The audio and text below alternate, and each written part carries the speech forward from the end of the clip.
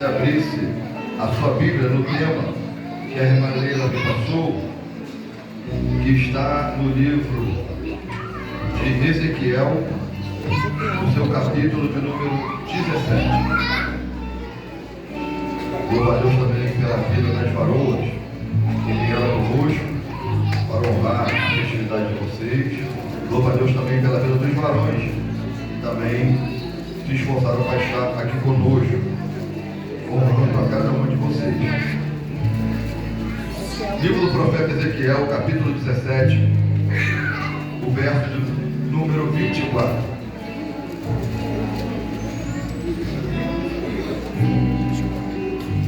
Eu botaremos para que você possa tomar uma você.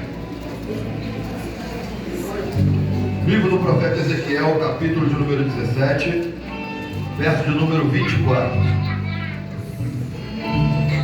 Todas as árvores do campo saberão que eu, o Senhor, faço cair a árvore alta, faço crescer bem alto a árvore baixa, e resseco a árvore verde, e faço florescer a árvore seca.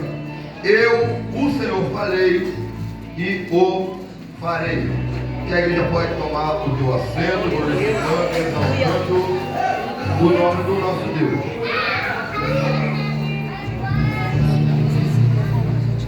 Gente, todos nós sabemos que antes de acontecer qualquer coisa, nós sempre sentimos alguns sinais. Um exemplo: quando você sente uma dor de cabeça, é o teu corpo avisando que tem algum problema.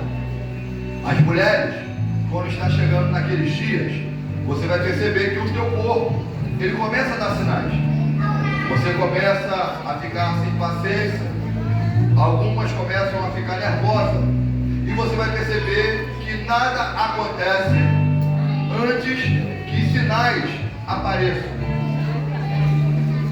A Bíblia, ela vai relatar que quando Deus, ele levanta um profeta chamado Jeremias e vai dizer para aquele povo que Deus estava requerendo daquele povo uma intimidade, que aquele povo voltasse para os caminhos do Senhor, porque senão eles iriam ser levados como cativos pelo exército inimigo.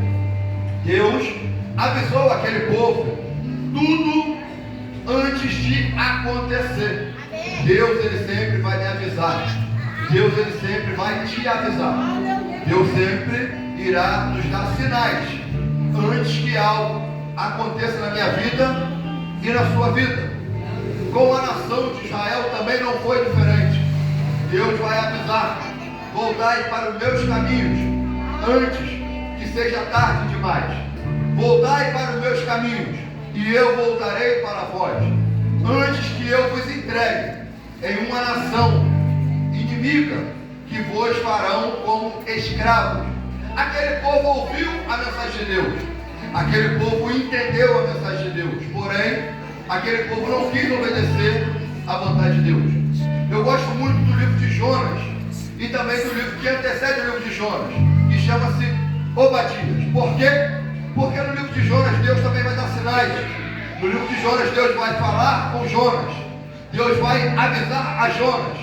E olha o que vai acontecer: Jonas, ele vai ouvir a voz de Deus, Jonas, ele vai entender a mensagem de Deus, porém Jonas, ele não vai atender o pedido de Deus, ele vai rejeitar a palavra de Deus, ele vai desobedecer a Deus, e por isso ele vai passar por tudo aquilo que nós sabemos.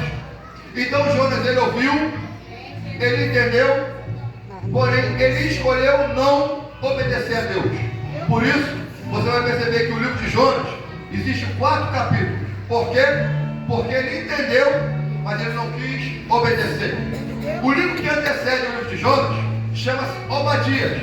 Obadias, ele ouviu a voz de Deus, ele entendeu o recado de Deus, porém ele obedeceu a voz de Deus e Deus o abençoou. Então você vai perceber que o livro de Obadias só tem um capítulo. Por quê? Porque ele entendeu o recado de Deus e ele obedeceu e Deus o abençoou.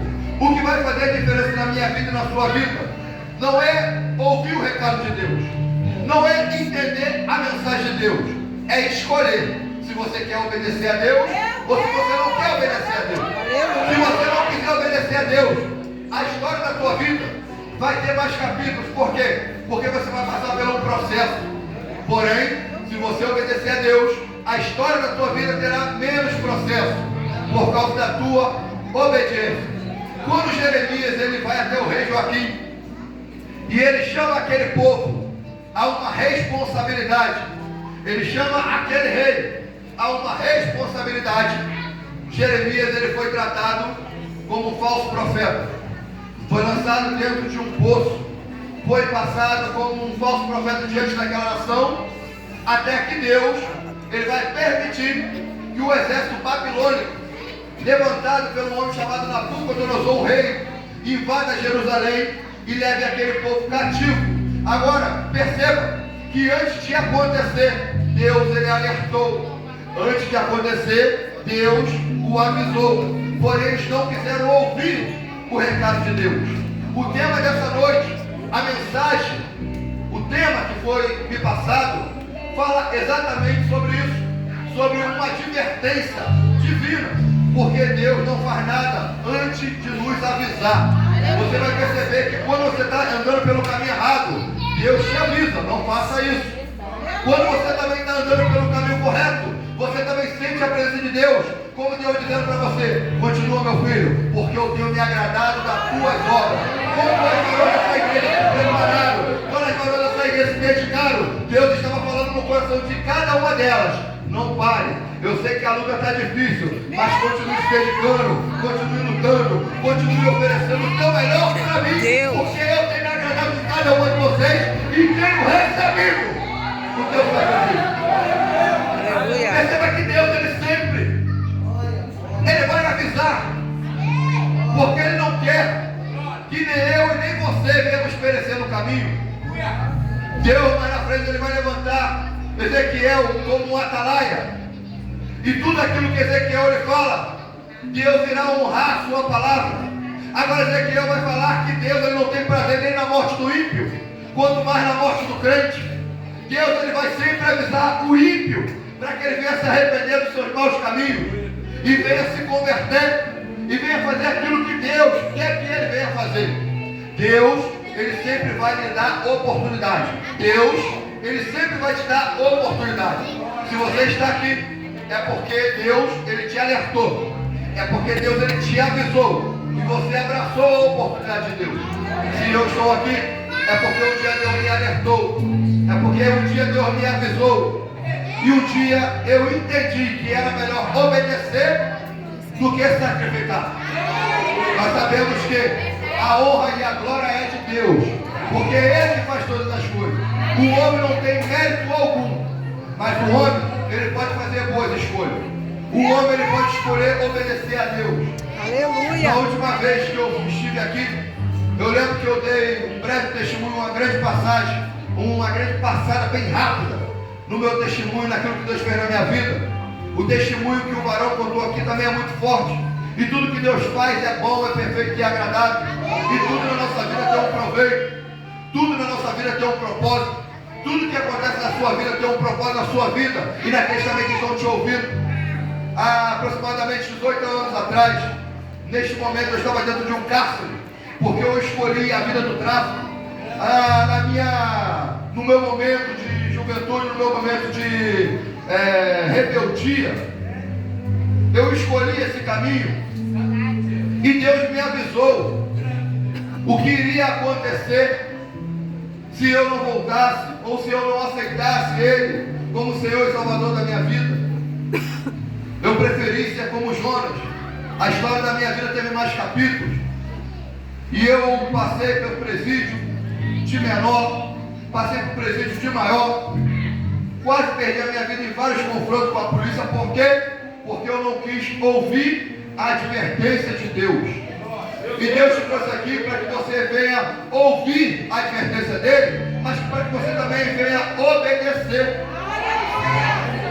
E não quebrar a tua aliança com ele por causa de namorado, por causa de marido, por causa de esposa, por causa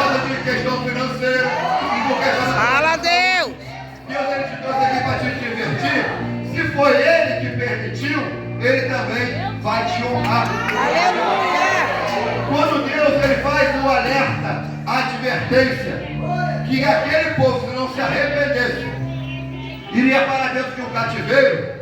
Aquele povo ele não vai se arrepender. Vão tratar Jeremias como falso profeta e vão preferir pagar o preço. Nabucodonosor reúne o seu exército. E quando ele encontra Jeremias, ele entende que Jeremias tinha sido usado por Deus para transmitir o recado que Deus havia entregado àquela nação nas mãos dele. E quando ele encontra Jeremias, ele tinha a convicção que quando ele chegasse em Jerusalém, ele iria tomar todo aquele povo como escravo, porque Deus tinha permitido por causa da desobediência daquele povo. Quando acontece algo na minha vida e na sua vida, não é porque o inimigo é poderoso, não é porque o inimigo está furioso. Furioso ele está comigo e contigo. Se ele tivesse tanto poder, tanta força assim, nem eu nem você estaria aqui. O que acontece é que muitas das vezes o crente ele dá legalidade, um direito legal, para que o inimigo venha exercer algo na minha vida e na sua vida. Não é porque nós somos crentes que nós não vamos passar por dificuldade e nem por momentos de tribulação. Existe um versículo lá no Novo Testamento, no livro de Mateus, que é difícil de engolir, mas está escrito lá: no mundo tereis aflições, mas tenha de bom ânimo, porque eu venci o mundo. Você vai perceber que o próprio Deus, ele vai dizer que ele teve dificuldade, ele passou por momentos de aflição, mas ele venceu o mundo. E não é porque eu e você somos crentes em Cristo Jesus que nós também não vamos passar por dificuldade. Se você está passando por dificuldade, foi porque assim Deus permitiu. E se Deus permitiu, porque algo ele tem para fazer na tua vida. Agora o povo de Israel está dentro de um cativeiro babilônico. Passa-se um período de tempo e Deus vai permitir que um homem chamado Ezequiel seja levado entre um dos cativos da Babilônia para dentro da Babilônia. Agora perceba, Ezequiel era filho de sacerdote. Ezequiel ele nasceu em uma família sacerdotal. Aquele homem ele não tinha pecado, ele não tinha culpa, ele não tinha motivo para parar dentro daquele cativeiro. Agora perceba, mesmo ele sem ter culpa, mesmo ele sem ter pecado, mesmo ele sem ter responsabilidade pelo pecado daquele povo, ele também foi parar dentro daquele cativeiro babilônico. É Deus falando com gente aqui que está reclamando, é Deus falando aqui que gente está abrindo a boca para querer murmurar. Você não está passando nesse vale, você não está passando nesse deserto porque você está em pecado, você não está passando nesse deserto por tua culpa, você está passando nesse deserto por um propósito divino. E se você está passando por ele, fecha a tua boca e confia no Deus que permitiu você entrar nele. Ezequiel ele é um homem que dificilmente você vai encontrar alguma passagem em todos os livros da Bíblia do capítulo de Ezequiel, um homem com o coração de manteiga. Pelo contrário, em todas as passagens de Ezequiel você vai ver um homem duro, porque ele aprendeu de uma forma dura. Quando Ezequiel ele é levado cativo para dentro da Babilônia, ele vê os seus pais sendo mortos, ele vê Jerusalém sendo destruída, ele vê os povos, aquelas pessoas que pregavam para ele, que ensinavam, passando por todo aquele processo. E aquele homem ele se endurece, aquele homem se entristece. É natural acontecer com Ezequiel daquela maneira, é natural muitas das vezes acontecer comigo e contigo. Ezequiel ele era um homem que está dentro da Babilônia, e Deus vai olhar para Ezequiel e vai falar: Ezequiel, põe de pé, meu filho, porque hoje eu vou falar contigo. Provavelmente Ezequiel estava de pé com o seu corpo físico, mas com a sua alma, Ezequiel estava caído, ele estava frustrado, ele estava entristecido. Por quê? Porque aquele sonho, aquele projeto que ele tinha no seu coração, de ser como seu pai, o sacerdote, de entrar no lugar santo, ou até mesmo no lugar santo dos santos, quando a Babilônia invade Jerusalém, ele vê os seus sonhos sendo frustrados, ele vê os seus sonhos sendo destruídos. Porém, tudo que Deus faz tem um propósito. Deus permitiu Ezequiel ser levado como cativo, porque o que Deus tinha para Ezequiel era maior, era melhor. Você não está entendendo porque você está passando nesse processo, nesse vale, nessa luta. É porque o que Deus tem para você é maior. O que Deus tem para você é melhor. Você não está entendendo porque você está passando tanta luta no seu casamento, Ah, pastor, eu não estou mais aguentando. Ah, Senhor, eu vou desistir. Não pare, não desista, porque aquilo que Deus tem preparado para você é maior, é melhor. Então somente espera, porque um dia a minha esposa também esperou no Senhor, um dia a minha esposa também clamou no Senhor, um dia a minha esposa também se entregou para o Senhor. Ela foi jejuar, ela foi para o monte, ela foi clamar, ela foi fazer campanha, embora nada esteja acontecendo aos olhos dela, mas ela continuou prosperando, ela continuou perseverando, ela continuou buscando, e olha o fruto da busca dela aqui.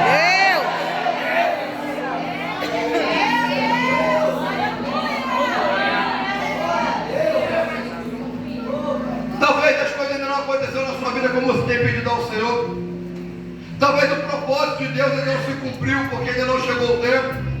Existe uma frase muito falada hoje em dia, porém é algo verdadeiro, que só vive o propósito quem suporta o processo. Eu ouvi você dizer o processo. Se você quer viver o propósito, você tem que suportar o processo. Pastor, não está fácil, eu sei. Pastor, está doído, eu sei. Pastor, eu estou gemendo, eu sei. Mas se você não suportar o processo, você não viverá o propósito que Deus tem na sua vida. Ezequiel é um homem duro. E agora no capítulo 17, nós estamos vendo aqui um homem duro, também com uma mensagem dura para o povo. Mas como eu falei no início, Deus não faz nada antes de avisar. Deus não faz nada antes de alertar. E Deus agora vai dar uma visão para Ezequiel. Duas águias. No versículo 1, ele vai estar falando que Deus está mostrando duas águias e uma videira. E o pano de fundo, o fundo histórico, é que uma águia dessa visão era o rei chamado Nabucodonosor.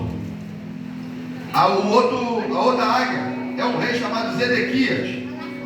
Nabucodonosor era um rei da Babilônia, um homem que dominou Jerusalém, dominou aquela nação. Porém Deus deu uma válvula de escape, porque Deus ele permite, mas ele não enforca, ele não mata. Tudo que Deus faz é para que eu e você venhamos nos arrepender e voltar para os seus caminhos.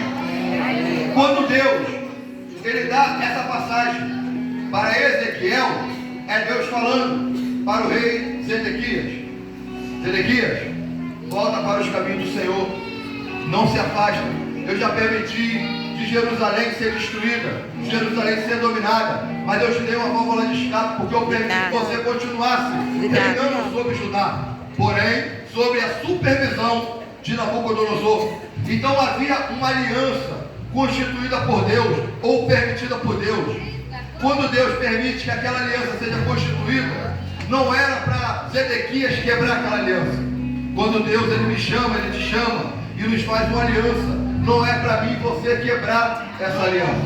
Nós temos uma aliança com este ministério, nós temos uma aliança com o Bispo Aurélio, Monte Sião da Unicidade. Nós temos a mesma fé, nós cremos no mesmo batismo, nós cremos no mesmo Deus, nós adoramos esse Deus e não abrimos mão dele por nada e nem por ninguém, porque nós servimos o único e verdadeiro Senhor e Salvador, porque a Bíblia diz que antes dele nenhum se formou, depois dele nenhum haverá. Ele é o nosso Senhor e fora dele não há Salvador.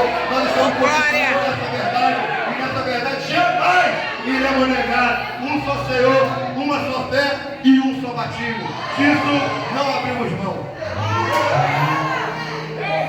O texto vai dizer que quando Deus ele faz essa aliança entre Nabucodonosor e o rei de Judá ou de Jerusalém, não era para este homem quebrar este pacto, esta aliança. Em alguns momentos da nossa vida, nós quebramos a aliança com Deus, por casamento falido, por relacionamento, por porta fechada, por questão financeira, por questão de saúde, porque nós não entendemos os planos de Deus. Nós não entendemos que Deus ele tem algo melhor e maior para mim e para você. E por isso muitas das vezes nós quebramos uma aliança com Deus no momento de fraqueza. Mas mesmo você quebrando a tua aliança com Deus, mesmo eu quebrando a minha aliança com Deus, Deus ele nunca vai quebrar a aliança dele contigo. Deus ele nunca vai soltar a tua mão, porque ele te ama. Nós somos, na maioria das vezes, infiéis a Deus por questões mínimas. Se eu não tive oportunidade, vou sair da igreja. Aqui tem isso. Aqui não tem isso não. Lá São João de Meriti, na nossa igreja também não tem. Não, lá São João de Meriti tem essas coisas, é isso? Ah, o pastor não me deu oportunidade. Vou sair da igreja. A irmã passou por mim, não me deu a paz do Senhor. Ela me viu, pastor. Ela me viu. Não falou comigo. Vou sair da igreja. Amada, essa irmã ela não te viu. Isso acontece comigo e contigo. Às vezes você passa por uma pessoa, você acha que já falou, e na verdade você não falou com aquela pessoa. E a pessoa guarda aqui no coração e acha que você tem algo contra ela e não falou isso, aquilo. Eu vou sair da igreja por coisas mínimas. Então nessa noite, querido, suporta o processo que você está enfrentando, para que lá na frente você venha viver o propósito que Deus tem para você. Quando Deus ele chama esse homem, ele faz um alerta, uma advertência, e ele vai dizer que se esse homem não se arrepender, ele irá ser morto. Olha o que vai acontecer. Deus avisa através do profeta 3 anos antes de acontecer. Agora o que vai acontecer? Esse homem vai quebrar a aliança. O rei de Judá, ele vai sofrer uma influência do rei do Egito, e ele vai se rebelar, fazer uma rebelião contra Nabucodonosor. Só que quem levantou Nabucodonosor, ou quem entregou Judá na mão de Nabucodonosor, não foi o homem, não foi o inimigo, mas foi Deus.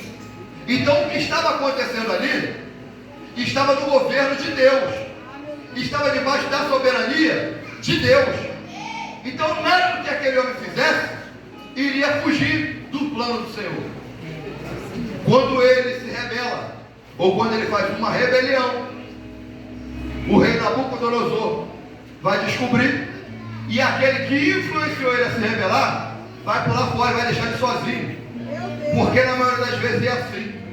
Alguém vai tentar te influenciar contra o teu pastor, alguém vai tentar te influenciar contra a tua igreja, alguém vai tentar te influenciar contra a tua liderança.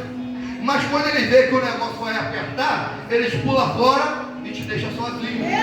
Porque Deus ele não se agrada, nunca se agradou e jamais se agradará de qualquer tipo de rebelião. Se Deus constituiu o Bispo Aurélio como pastor dessa igreja, você deve total obediência a ele. Se você está aqui, o teu pastor também está aqui, você não faz parte desse ministério e Deus te deu um pastor, é para você dever a tua obediência a ele até o último dia de vida aqui na terra. E nós vemos o que acontece quando há uma rebelião. Você conhece alguém que já se rebeliou? Já fez rebelião contra o ministério que você conhece? Como está a vida deles hoje? Porque é isso que acontece. Antes deles fazerem também, Deus também o alertou: não faça, não vá, obedeça. Mas na maioria das vezes o ser humano prefere pagar o preço. E esse rei Zedequias, por ele não obedecer, ele vai perecer, e não só ele, mas também a videira, ou seja, a nação de Israel. Quando um líder ele desobedece a Deus, quando uma liderança ele não faz aquilo que Deus está mandando ele fazer, ele não está colocando só a sua vida em risco, mas ele está colocando toda a videira também em risco. É Deus! Toda a igreja, toda a família. Então aqui eu sei que tem líderes obedientes, homens honestos, íntegros, que se afastam do mal. Eu estou pregando com a igreja que é lavada e remida no sangue do Cordeiro, mas não só dentro das 4 paredes, mas também lá fora. Eu sei que você não dá um bom testemunho só aqui dentro, mas também lá fora. Eu estou pregando segundo o texto que me deram. Eu estou pregando segundo a palavra. Então você vai perceber que a palavra, ela está falando sobre isso. Mas o texto vai dizer que Ezequiel, ele era um profeta. E no capítulo 17 ele está entregando algo que talvez, no momento de dificuldade, eu e você não entregaria. Por quê? Porque ele é um homem que passou por tudo aquilo que eu já falei. Ele vai perder a sua mulher dentro do cativeiro. Ezequiel se torna um homem duro, ele vai passar por dificuldade. Por quê? Porque era um propósito de Deus na vida de Ezequiel. Mas o que Deus faz hoje, talvez eu e você não vamos entender, mas lá na frente nós vamos compreender. Então não negue esse Deus, não largue esse Deus, não negue esse ministério, não negue o teu pastor, não desobedeça a tua liderança por nada nem por ninguém, porque as coisas passam, os sentimentos passam, as circunstâncias passam, mas a vontade de Deus ela permanece, porque a vontade de Deus ela é soberana sobre a minha vida e sobre a tua vida. Perceba que o homem que está no capítulo 17 é um homem que foi frustrado no capítulo 1 e no capítulo 2. Agora Deus vai levar esse homem lá no capítulo 37 para ele profetizar sobre um vale. Agora perceba, quem leva Ezequiel lá no capítulo 17, quem vai levar Ezequiel lá dentro do vale, não é o homem. Meu Deus! Quem vai levar Ezequiel dentro do vale não é o inimigo. Quem vai levar Ezequiel dentro do vale é o próprio Deus. E Deus vai levar e vai fazer andar. Talvez você não está entendendo porque você está passando nesse vale. Mas quem te levou nesse vale foi Deus. Mas Deus te levou dentro desse vale não é para você parar, não é para você ficar frustrado, não é para você desistir, não é para você largar a toalha, é para você andar. Perceba que o mesmo Deus que te colocou no vale é o mesmo Deus que manda você profetizar dentro desse vale. Perceba que o mesmo Deus que fez você entrar na dificuldade, o mesmo Deus que está fazendo você passar pelo momento de enfermidade, o mesmo Deus que está permitindo que você passar pela turbulência no teu casamento, o mesmo Deus que está permitindo você passar pela turbulência na tua empresa, no teu trabalho, no teu negócio, o mesmo Deus que está permitindo de você passar pela turbulência na tua área sentimental, financeira, emocional e também espiritual, esse mesmo Deus nessa noite está mandando você profetizar. Abra a tua boca e profetiza sobre esse vale. Ah, pastor, tem ossos secos. Ah, pastor, tem crise. Ah, pastor, tem enfermidade. Mas tem vitória. Mas tem restauração. Mas tem bênção chegando para você. Mas abre a tua boca e profetiza sobre esse vale. Glória a Deus. Aleluia. Existe um outro profeta que também não teve a vida nada difícil, nada fácil. Também passou por muita dificuldade. E a sua história começa no capítulo de 1 Reis, capítulo número 17. Um homem chamado Elias, um profeta. E o início da história de Elias começa dizendo assim: Elias orando e falando da seguinte maneira: sobre a minha palavra não haverá chuva. E pelo um período de aproximadamente 3 anos, não houve chuva sobre Israel. Perceba que eu estou falando de um homem que tem autoridade. Perceba que eu estou falando de um homem que tem intimidade. Perceba que eu estou falando de um homem que tem autoridade, intimidade do Todo-Poderoso. Não é qualquer um. Não é qualquer pessoa. É um homem parecido com a tua história. Mulheres que têm intimidade, mulheres que têm autoridade. Deus ele te deu autoridade para você orar, para você profetizar, para você repreender o inimigo. Deus te deu autoridade para você trabalhar no reino dele. Então você também é alguém que tem intimidade com ele. Você é alguém que tem autoridade divina. Agora perceba que este homem mesmo tendo autoridade, esse homem mesmo estando no caminho do Senhor, olha que Deus vai falar: Elias, vá para dentro do deserto. Só que o mesmo Deus que manda Elias para dentro do deserto é o mesmo Deus que provê dentro do deserto. Porque ele vai dizer assim: Elias, vá para o deserto de Querite, porque eu já enviei povos para te alimentar. Perceba? Ele não está dizendo que ele vai enviar os povos. Perceba, ele está dizendo, eu vou procurar corpos. Perceba que ele está dizendo, eu já enviei os corpos. O mesmo Deus que permite você entrar no deserto, e deserto é lugar de dificuldade, deserto é lugar de escassez, deserto na maioria das vezes é local de solidão, porque você passa no teu deserto e ninguém está vendo, ou na maioria das vezes você fala, eu estou passando sozinho, ninguém me vê, ninguém me ajuda. É porque assim Deus quis que você passasse. Nesse deserto é uma escola, nesse deserto Deus vai prover. Por quê? Porque da mesma maneira que Ele mandou você entrar nesse deserto, Ele também já enviou os corvos. Corvo é ave de rapina. Corvo na Bíblia não te dá nada. O corvo só vem para tirar, o corvo só vem para te pedir. Já viu aquela pessoa que bate na tua porta só para te pedir? Já viu aquela pessoa que está te devendo, não te procura para te pagar? Tem alguém que está te devendo? Tem alguém para vocês aí? Não procura para pagar? Tem alguém te devendo dinheiro, bolado, e não te procura por nada? É só eu, meu Deus do céu? Só eu que tenho gente devendo? Meu Deus. Pessoas que só te procuram para pedir. Pessoas que só te procuram para sugar. Pessoas que só te procuram para arrancar. São essas pessoas que Deus está falando. Espíritas. Pessoas que não professam a nossa mesma fé. São, entre aspas, aves de rapina. Mas são essas pessoas que Deus vai usar para te abençoar dentro desse deserto. Eita! Porque se Deus usar o pastor Aurélio, ou usar o ministério, ou o crente, você vai falar, o pastor Aurélio me ajudou, porque ele é meu pastor, ele é um homem bom de coração e por isso ele me ajudou. Mas quando é uma pessoa que você nem conhece, quando é uma pessoa que não professa a tua mesma fé, quando é uma pessoa que só te pede, está te devendo dinheiro, não te procura para pagar, se esconde.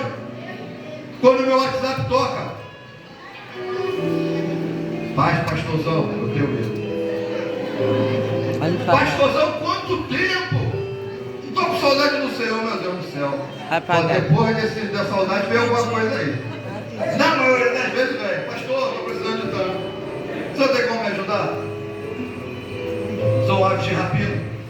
Mas essas mesmas pessoas, que na maioria das vezes só chegou perto de você para te sugar de alguma maneira, são essas mesmas pessoas que Deus vai usar para te abençoar.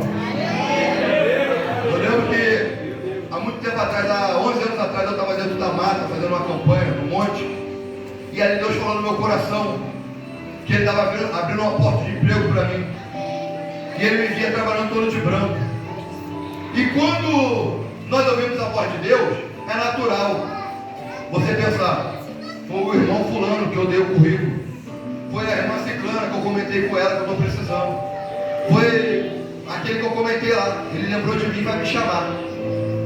Quando as portas de emprego se abriram para mim, foi uma pessoa espírita que não me conhecia, que conhecia uma pessoa da minha família, e o emprego não era nem, entre aspas, para mim, era para o meu irmão, mas ele não quis, e eu fui lá, trabalhei nessa empresa 10 anos de branquinho.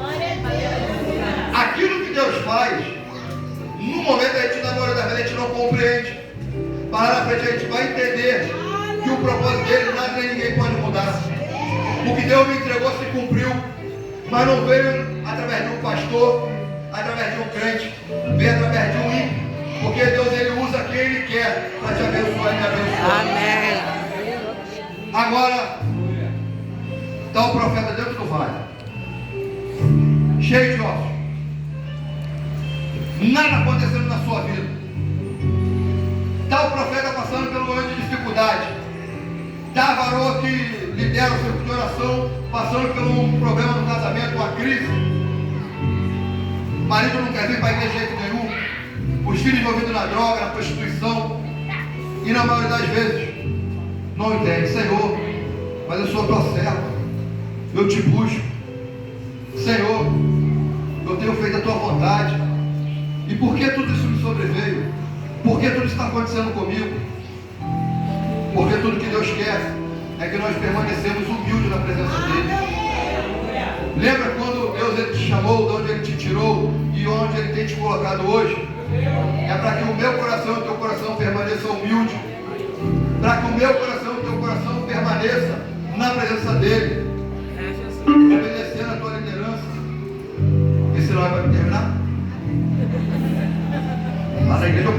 importa. Estou brincando, a gente faz isso não. Gente, tudo que Deus quer de mim de você é que você venha permanecer se esforçando. Eu sei que a tua vida não está fácil. Aliás, a vida de nenhum de nós é fácil. Mas sem esforço não tem vitória. E tudo que Deus quer de mim de você é que nós venhamos permanecer humilde na presença dele. E se ele te adverte, é porque ele quer ver o teu bem. Porque, perceba, quando você não liga para uma pessoa, quando você não tem mais nenhum apego, você se importa em alertar essa pessoa? Ou você deixa? Quando você já cansou de alertar, já cansou de fazer a sua parte, essa pessoa te ignora, essa pessoa te ignora, essa pessoa não quer nada, você insiste ou você deixa? Nós somos crentes, mas nós somos seres humanos. Se a pessoa não quer, você vai deixar. Não quer? Pregador? Pregador? Quer pregar? Você vai ser pregador. Mas quando você ouve a palavra de Deus e você dá crédito à palavra de Deus, você vai ver que vale muito a pena. Uma mulher serva de Deus, e aqui eu encerro. Quando eu falo que eu encerro mesmo, porque tem pregador que fala, eu estou encerrando. E a gente fica confortável porque ele está encerrando, não está encerrando nada. Ele vai falar mais uns 4, estou encerrando. Mas aqui eu encerro. Uma mulher serva de Deus, ela levou o seu esposo acometido por dores, fortes dores no seu abdômen, na região do abdômen, e ela não sabia o que era, e ela levava o esposo para o hospital, levava o esposo em outro hospital. Aquele homem fez uma bateria de exame, até que foi detectado que aquele homem estava com câncer. E o médico, que já passou por médico, sabe que o médico, ele não tem pena de te contar. Ele fala de uma maneira profissional, mas de uma maneira direta. Ele não faz rodeio. Nós, quando queremos dar uma notícia, a gente rodeia até entrar. É isso? A gente faz uma introduçãozinha antes de entrar no tema. Mas o médico não. E ele vai dizer para essa mulher, olha, o seu esposo, ele está com câncer, e o câncer dele já está avançadíssimo. Esse homem, ele tem, no mínimo, 1 mês de vida. E aquela mulher vai dizer, mas eu sou crente, doutor. Eu creio no Deus das causas impossíveis. E aquele vai dizer, não sei, a senhora é crente, a senhora tem fé. Então ora o teu Deus, porque o caso dele é um caso muito difícil. Aquela mulher, ela sai do hospital. Ela liga para o pastor. Ela liga para a mulher do círculo de oração. E fala, pastor, eu vou vencer esse câncer do meu marido na oração, no jejum. O pastor mobiliza toda a igreja. Toda a igreja vai para o jejum, vai para a oração. Aquela mulher, ela volta com o seu esposo uma semana depois para fazer outra bateria de exame. Aquele homem, dessa vez, ele fica internado. E o médico fala mais uma vez para ela, olha, ele não tem mais muito tempo de vida. Eu sei que a senhora é boa crente, a senhora já me falou. Vai orar ao teu Deus, porque o caso dele não tem muita solução, não tem muito jeito não. Aquela mulher, ela vai para sua casa. E ela morava no segundo andar, no seu quarto. E ela vai para o quarto. E ela chama o seu filhinho e vai dizer, filho, não deixe ninguém incomodar a mamãe.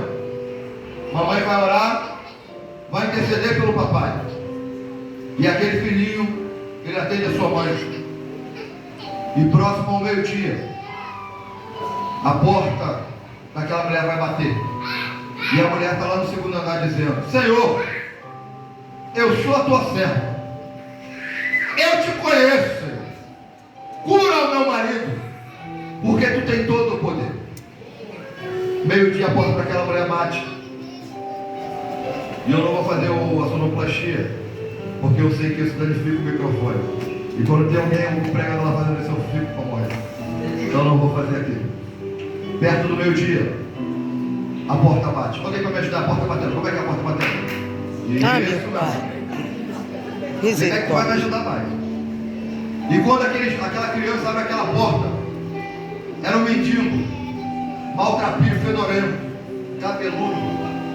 E quando aquele homem bate, aquele menino abre a porta e ele vai dizer: mamãe, tem um mendigo aqui. E aquela mulher lá de cima vai falar: o que o senhor quer? Ele vai falar: eu quero comer, eu quero beber, eu quero vestir. E aquela mulher vai dizer: você não sabe o que eu estou passando? Eu não tenho nada aqui para te dar. Filho, bate a porta. E aquele menino bate a porta e o mendigo vai embora. No outro dia, está a mulher novamente orando: Senhor, eu te conheço, eu sou a tua serva, cura o meu marido, salva ele, Senhor, eu sou dizimista fiel da tua casa. Meio-dia, a porta batendo, a porta batendo, a porta batendo. Quem está lá? O mesmo mendigo, maltrapilho, fedorento. A mulher lá de cima fala: o que é que o senhor quer? Ele falou: já falei, eu quero comer, eu quero beber, eu quero vestir. Aquela mulher: eu já falei que não tem nada para você aqui, filho, vai com a porta.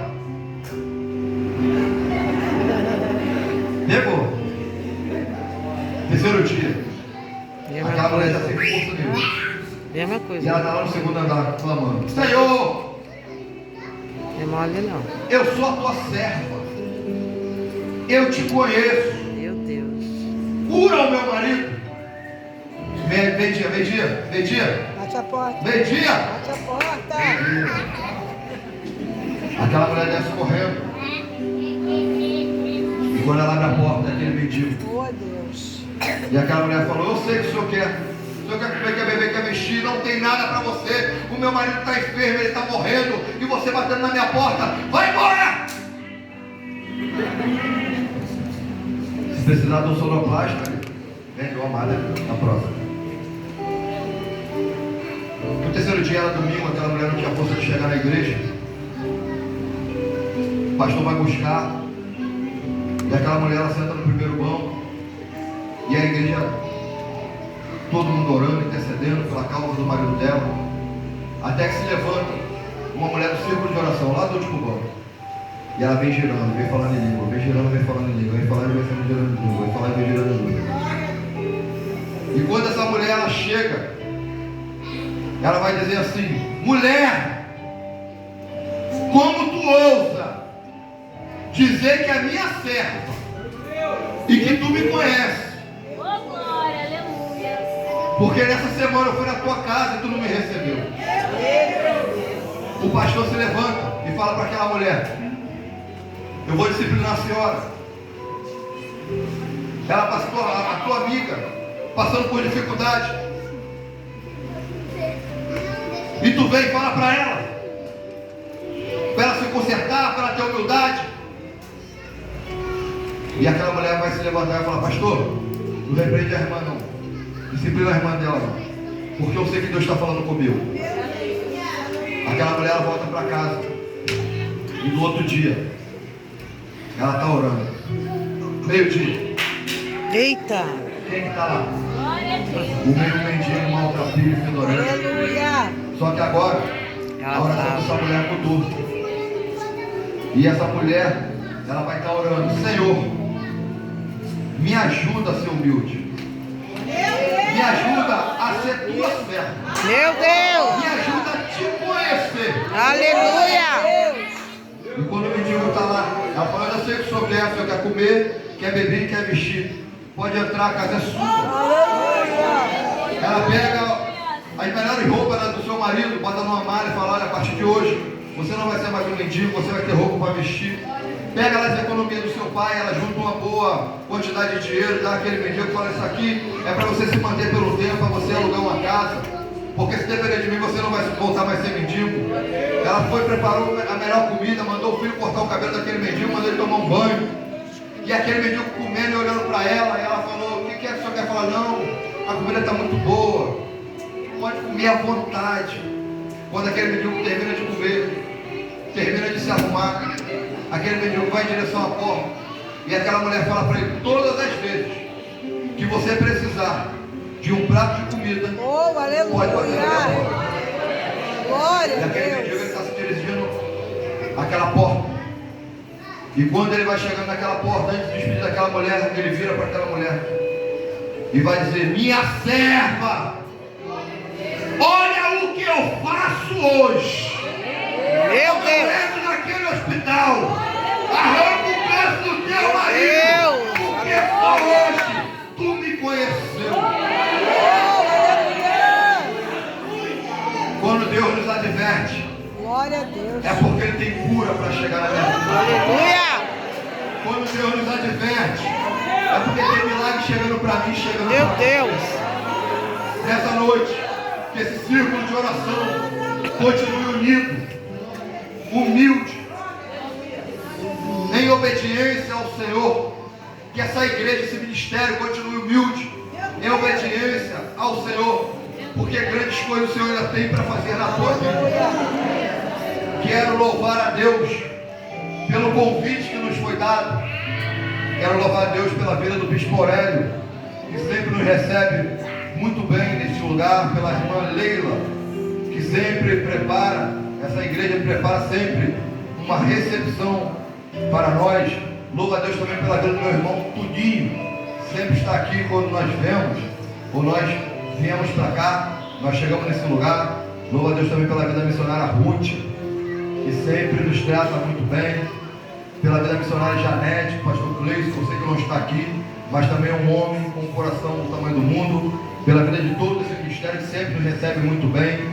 E desde já eu quero agradecer a nossa rica oportunidade. Aleluia. Em nome do Senhor Jesus. Amém.